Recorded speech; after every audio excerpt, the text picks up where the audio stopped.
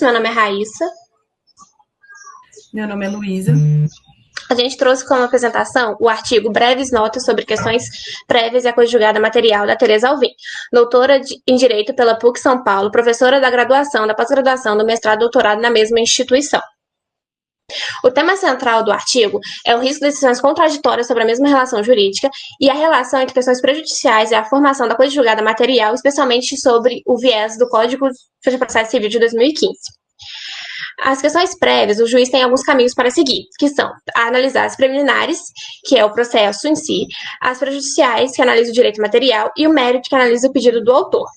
Analisando as questões preliminares e prejudiciais, a autora ela afirma que as questões prejudiciais são inevitáveis no julgamento da causa e que na história do processo brasileiro ela foi pouco valorizada diante da coisa julgada. E o CPC de 2015, então, promoveu uma simplificação relevante ao conferir maior atenção a essas questões. Assim, as preliminares, elas permitem ou impedem o exame do mérito, não influenciam o conteúdo da decisão final e relacionam-se com o erro improcedente, como, por exemplo, a ilegitimidade. Já as questões prejudiciais condicionam a solução do mérito, influenciam diretamente a decisão final e envolvem relação jurídica autônoma. Ela relaciona-se, então, com o erro injudiciando, como, por exemplo, a existência de união estável e para fins de herança. Diante da ruptura do paradigma do Código de Processo Civil de 73 de 2015, o regime do CPC de 73 era mais rígido, no qual a coisa julgada sobre a questão prejudicial dependia de ação declaratória incidental, mecanismo pouco utilizado na prática. Favorecia a ocorrência de decisões logicamente contraditórias em processos distintos. O CPC de 2015 trouxe algumas inovações, como a adoção de um modelo mais pragmático, no qual na decisão da questão prejudicial pode produzir coisa julgada material, mesmo sem haver pedido expresso. O artigo 503, parágrafo 1º do CPC de 2015, traz os requisitos para a prejudicial fazer coisa julgada, no qual é preciso dependência, contraditório efetivo e competência do juízo. Analisando agora a prejudicialidade externa, ela ocorre quando a questão prejudicial é discutida em outro processo. Nesse caso, há a suspensão obrigatória prevista no artigo 313, inciso 5º, a linha A do CPC de 2015, que pode ser determinada de ofício pelo juiz e tem um prazo de, no máximo, 1 ano, mesmo que ainda haja risco de contraditório. Pois o objetivo é assegurar que a questão subordinante seja decidida antes da questão subordinada, evitando incoerências. Há também a flexibilidade em negócios processuais. O mecanismo de flexibilização foi introduzido no CPC de 2015, no artigo 190, que trouxe o protagonismo das partes, que podem modificar o procedimento e ampliar o prazo de suspensão para se tratar de direitos disponíveis. A gente faz uma crítica a esse processo, a gente reconhece a flexibilização e a suspensão por prejudicialidade externa e busca a unicidade de decisões e segurança jurídica. Contudo, é preciso uma cautela diante disso. A flexibilidade não se transforme em instabilidade e morosidade excessiva. A suspensão obrigatória pode comprometer a duração razoável do processo e ainda não garantir a inexistência do risco de coerência depois de 1 ano.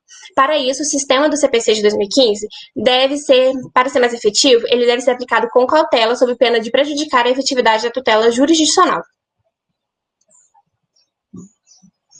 Dando continuidade ao exposto pela Raíssa, a autora ela trata quando a discussão de uma questão prejudicial ela passa a impedir a propositura de uma ação autônoma sobre a mesma matéria, sustentando que tanto no CPC de 73 quanto no CPC de 2015, a litispendência ela nasce com a citação válida, porém ela se limita à sua lite principal, ou seja, ela não alcança a questão prejudicial se essa não for debatida no processo, e ela é decidida apenas como fundamento da decisão, sem contraditório ou coisa julgada material.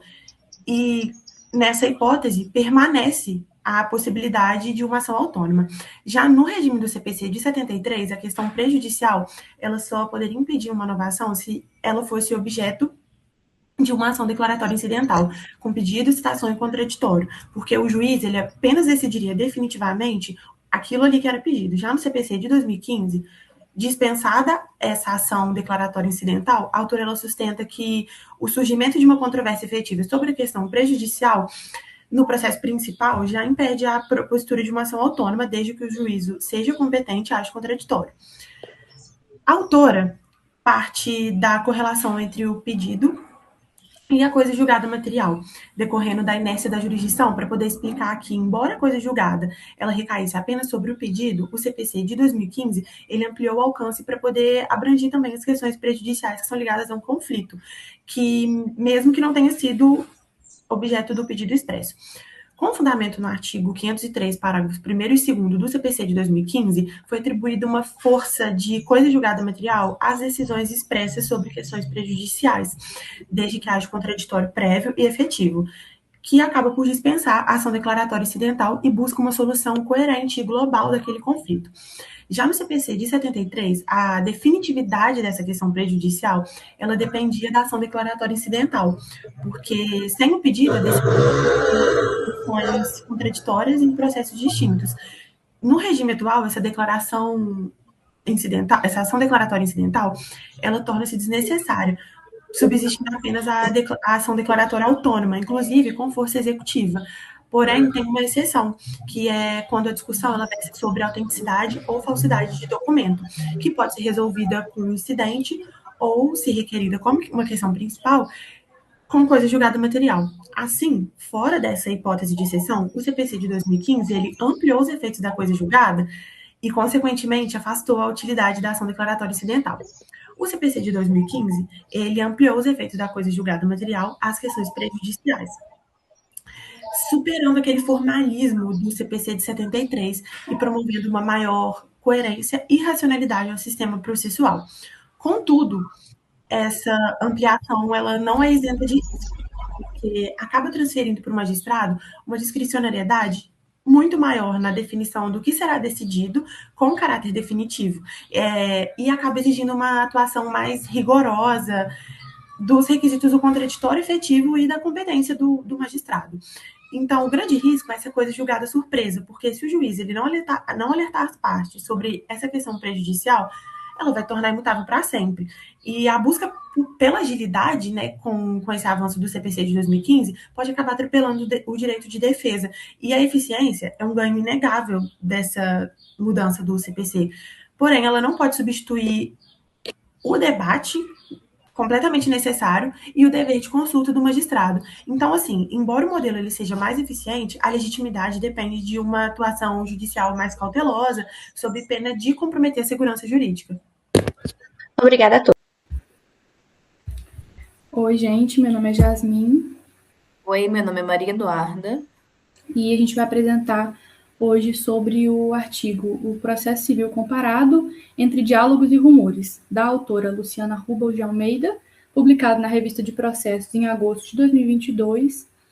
E a autora, ela é advogada, mestre e doutora formada pela Universidade Federal do Rio Grande do Sul. E uma pequena síntese sobre esse artigo é que essa autora ela faz uma análise crítica sobre o direito processual civil comparado, destacando a dicotomia tradicional entre os sistemas de common law e civil law. A autora ela diz que essa abordagem de muita simplificação desses sistemas é uma abordagem engessada, antiga e muito inadequada para o nosso ordenamento jurídico, na complexidade do nosso ordenamento jurídico hoje. A autora também traz modelos emergentes que misturam esses sistemas com outros sistemas também. Ela cita o caso do sistema da América Latina. Trata também da importância da ética para a formação de juristas e compreensão dos nossos sistemas.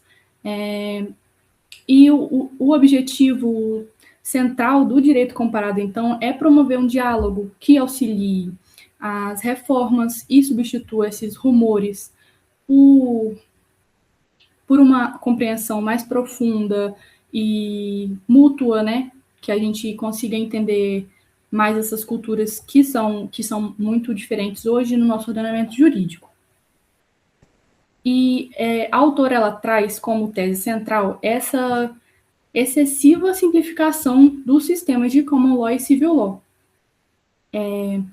A autora conta que a doutrina norte-americana do século XX associou o civil law como um modelo de procedimento escrito, né, ligado a códigos, a figura de um juiz togado e um suposto autoritarismo judiciário.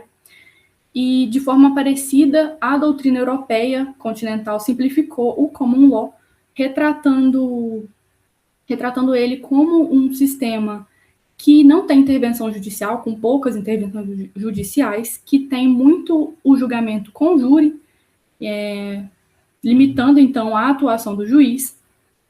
E a autora conta que essa comparação, ela é como se fosse uma engenharia social.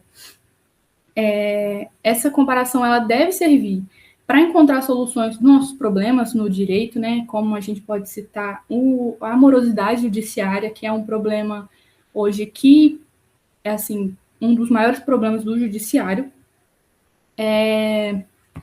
E também cita os transplantes institucionais, que deve tomar muito cuidado, né, com esses transplantes institucionais, porque a forma que a gente importa um sistema para um país, a gente tem que tomar muito cuidado, porque cada país tem sua cultura, sua necessidade, e importando totalmente um sistema de um país sem fazer essas certas adequações é muito incompatível. Agora eu vou falar sobre a ética no centro do debate. E um dos pontos mais original do texto é a perspectiva do advogado. E a autora ela vai falar que o sucesso de um sistema processual depende menos da lei e mais da formação e ética dos juristas. E nos Estados Unidos, ela fala que integra a ética e o processo. O advogado ele tem poderes amplos, como na Discovery, mas é severamente punido se agir de má fé. E uma outra crítica que ela faz, que você pode questionar se as reformas processuais no Brasil falham, porque focamos apenas em mudar o texto da lei e ignoramos essa necessidade de uma reforma na cultura ética e na formação dos advogados e juízes.